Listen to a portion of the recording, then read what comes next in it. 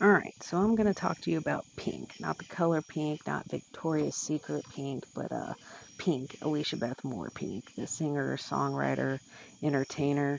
Um, she's become one of those influencers, but from behind the scenes. So let's get this party started. She's got 3 Grammys, countless VMAs, some movie awards, Teen Choice Awards.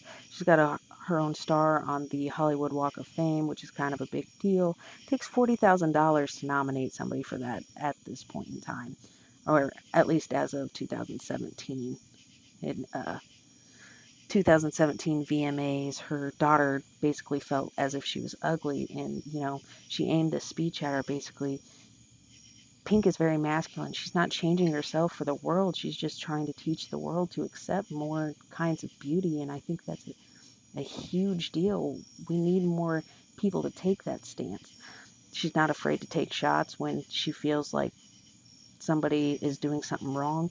George Bush, President Trump, whether we agree or not, people should be using this platform that they have to teach people these things, to speak out and make people take their own stand.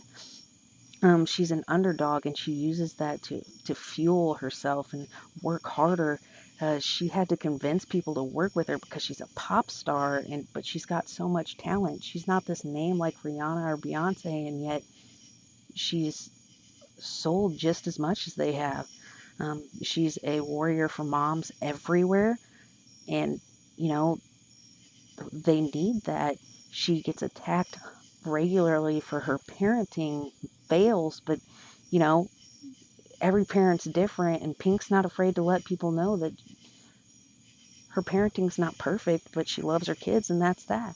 She's also very real about her relationship and how therapy has, saved them, the hardships that they've gone through, their separation.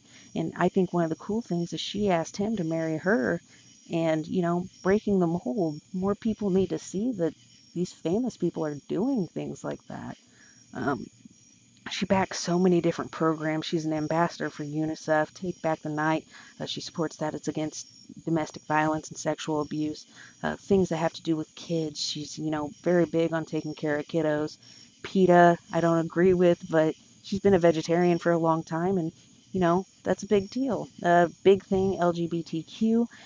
She writes a lot of songs that are so relatable for these people. And, she was an honorary lesbian in LA because, she lived her truth as a straight woman, but all of her friends were gay. And she just supported that and was there for them through that.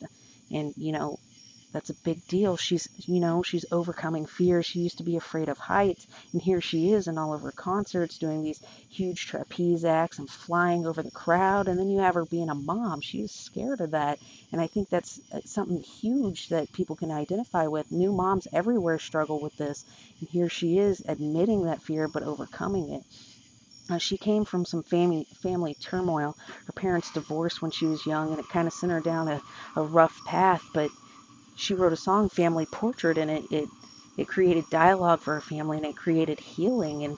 And she's able to use that to help other people, and that's huge. That path that she went down led her, to some drug use, to issues with law enforcement, and she was struggling. She was struggling as a teenager, very early on in her teen years, but she came back from that, and now she's this huge success with a family and a career, a career I might add with 7 of 8 platinum albums, and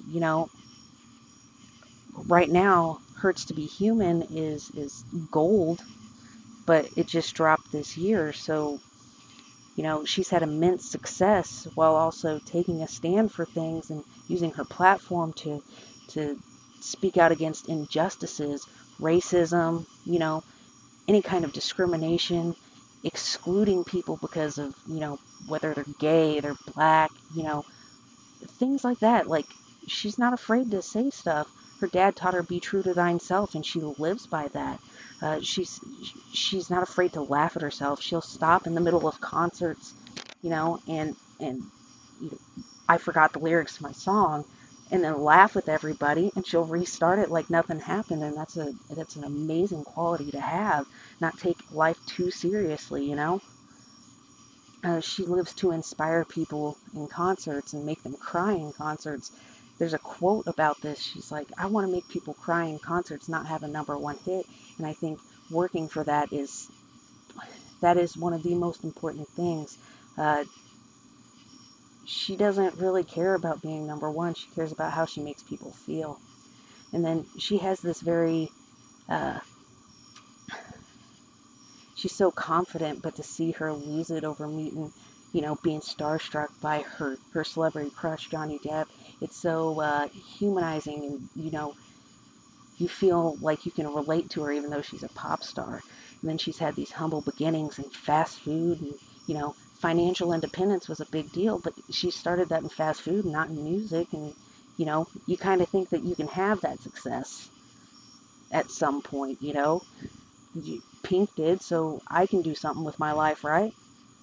She's collabed with so many celebrities: Steven Tyler, Eminem, Linda Perry, and they just wanted to work with her. She had to fight for like Nate Ruess on Just Give Me a Reason, one of her top songs, and she fought for months to get him to go ahead and work with her on that. And I think her persistence to work with these people, even though she's a pop star, is huge. And then she's just human. She's so down to earth.